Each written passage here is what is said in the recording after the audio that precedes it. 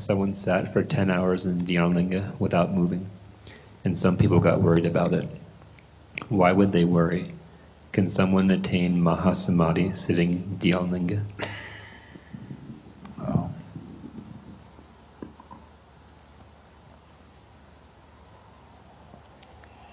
Well,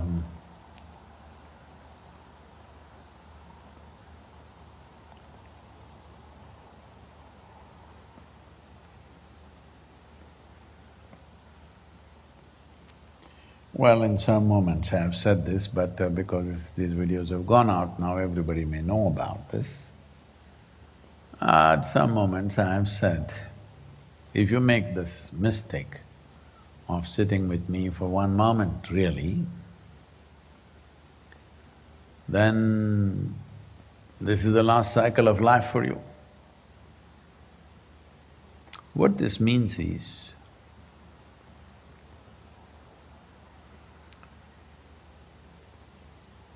this is not just about me. This is what a guru means, because his energies and his way of being is committed to liberation, not for something else. Other drama you do because you're living in the world. If you don't do some drama of saying, mental health will come, physical health will come, backache will go, this will go, that will go, this is all important for somebody who has a backache. Backache is the most important thing. When you have a backache, if I talk about ultimate liberation, you're not going to listen to me. So we talk about that. It's like if you have a little child, to make him eat, you do all kinds of tricks. Hello? Yes or no? All kinds of tricks. You should see the Indian mothers doing tricks and tricks to make their children eat. So, this is just like that, leave those things. The important thing is to move towards liberation. What is liberation? If I lock you up in that room and declare, see, you're liberated, will it work for you? Hello? No. Only if I let you out, you're liberated, isn't it? Right now, do one thing. Do what you want, shake yourself whichever way you want. Let me see, just spill out of your body, just for 10 seconds and go back. Hello? Can you?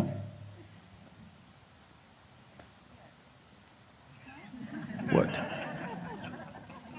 Are you in the suicide pandemic list? Without damaging the body, just go out and come back. See, freedom means what? I may live in that room, but when I want, I may lock it from inside. But when I want, I can open the door, go out and come back. This is freedom. You're a free person. You're locked in that room, it doesn't matter from inside or outside, but you cannot open it. Is that freedom? Hello? No. So, any physical boundary is like this. Usually, when I first went into the Coimbatore Central Prison, and we wanted to do programs, it was very hard to get in, you don't know. It's not only difficult to get out, it's very difficult to get in. You need certain qualifications which I didn't have. It took me almost nearly 1.5 to 2 years, meeting the superintendent, meeting this guy, meeting that guy, wanting to go and do something with the prisoners. Well, since then, for the last 22, 23 years, it's happening, the programs. But first time when I went in, I saw in the heart of Coimbatore city most people probably don't realize this. I was invited to a ladies' club, a elite ladies' club, to speak to them. I spoke to them and we organized a little bit of games outside in the open field that was there. Then I look like this, there's a huge wall behind the ladies' club, like almost 18 to 20 feet high wall. I said, what is this wall? Well, none of the ladies knew. I said, such a big wall behind your club, and what is this wall? Nobody knew. Then when I inquired, they said it's a Coimbatore Central Prison. It's in the heart of the city. And then I realized that main street in Coimbatore city is called Jail Road. It's not way to the jail, it goes by the jail. Then I said, I thought, who could be inside? Let's go and see. But it was not that simple.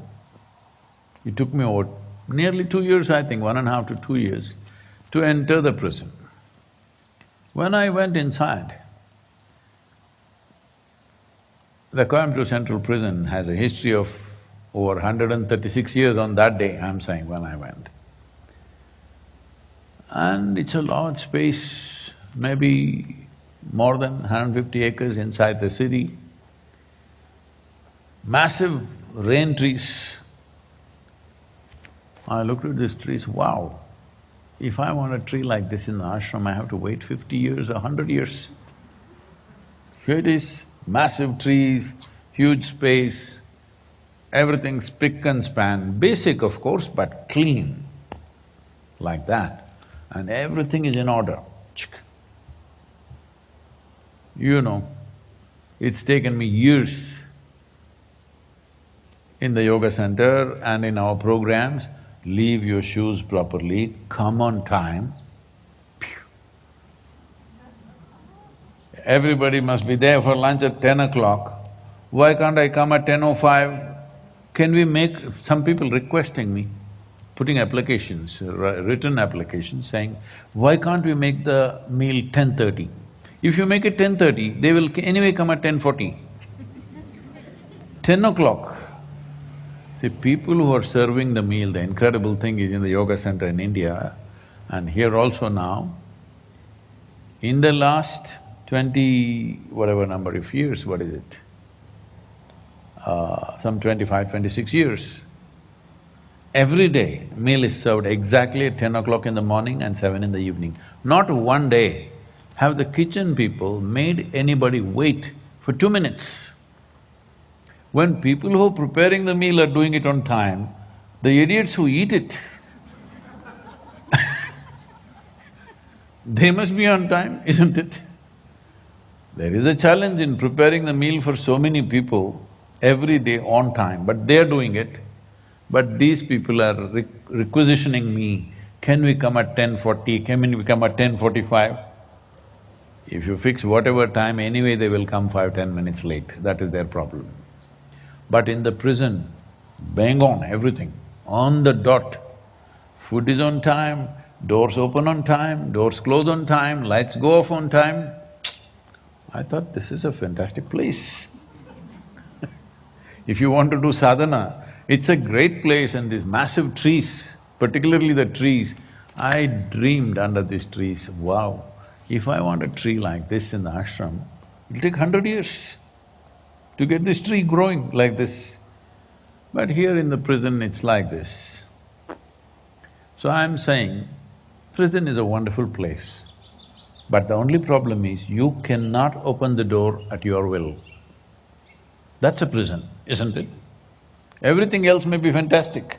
Food may be better, it may come on time, things may happen, they're even opening doors for you. But you cannot open the door and go out. That's a prison, isn't it?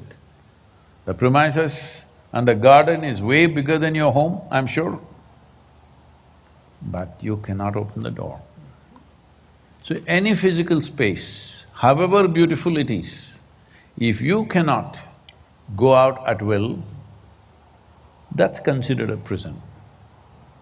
Right now, shake yourself and get out, let me see. This is also physical space. So once you become conscious that you're something more than a body, the longing to go beyond that is a natural process. Then you begin to experience the physical body as an imprisonment.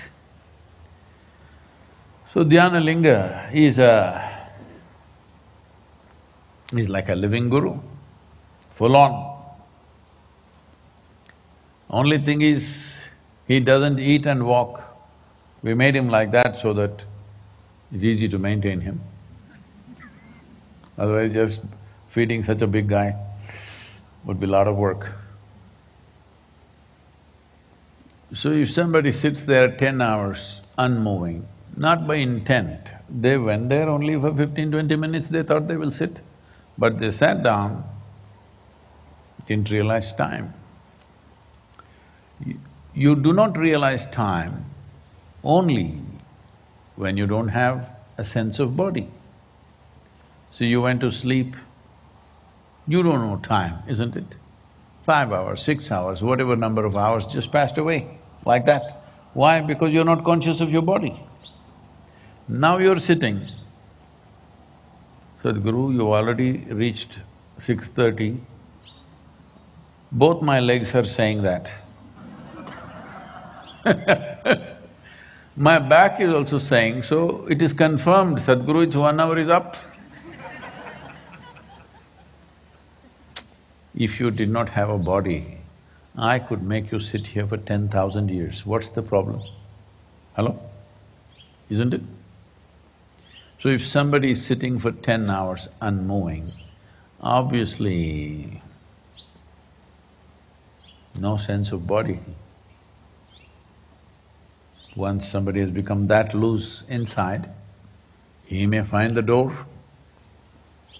It'll be wonderful for him, but not good for me.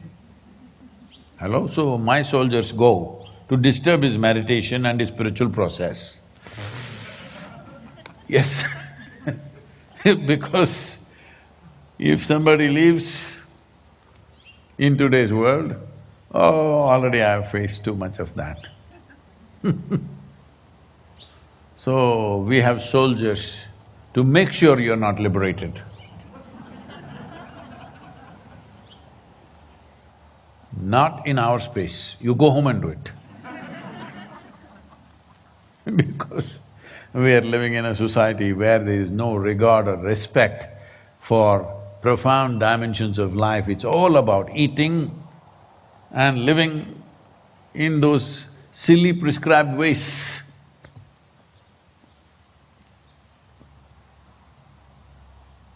People think, somebody decided not to marry, they think that's very unnatural. See, I'm asking you, do you believe whatever creation made you, do you believe it made you as a complete life, this one? Hello? It's a complete life or is it a half a life? I'm asking you. Complete life. So out of… it's reached a certain level of exuberance and joy and you want to share it with somebody and of course we need next generation of people, so you married, fantastic. But you're a desperate creature. You think without another person you cannot live. You're a parasite. Hello? So if you don't do this parasite stuff, people think you're unnatural. I think for a full-fledged, evolved being like a human being, who is the highest point of evolution on this planet, being a parasite is unnatural, isn't it? Out of your joy, two people came together, you understand your responsibilities. You also understand, though it's a lot of trouble, that you must raise 1 or 2 children, because otherwise there'll be no people in the next generation. Hello? Right now we can slow it down, it's too many people. But I'm saying, it is not out of compulsion that one should come together. Out of responsibility, one can come together, isn't it? So like this, everybody is going on declaring everything unnatural, so that all subtler aspects of life will disappear. So, this man who sits in the Dhyanalinga, I was not there on that day, I came to know about it, they called me wherever I was. And then I said, okay, go disturb him. What a terrible thing to do. Huh? All your life you work with people because you want them to attain. But if they attain in your premises, it's too much trouble, so you go and disturb them. This is the plight of a 21st century guru. Don't choose this profession, it's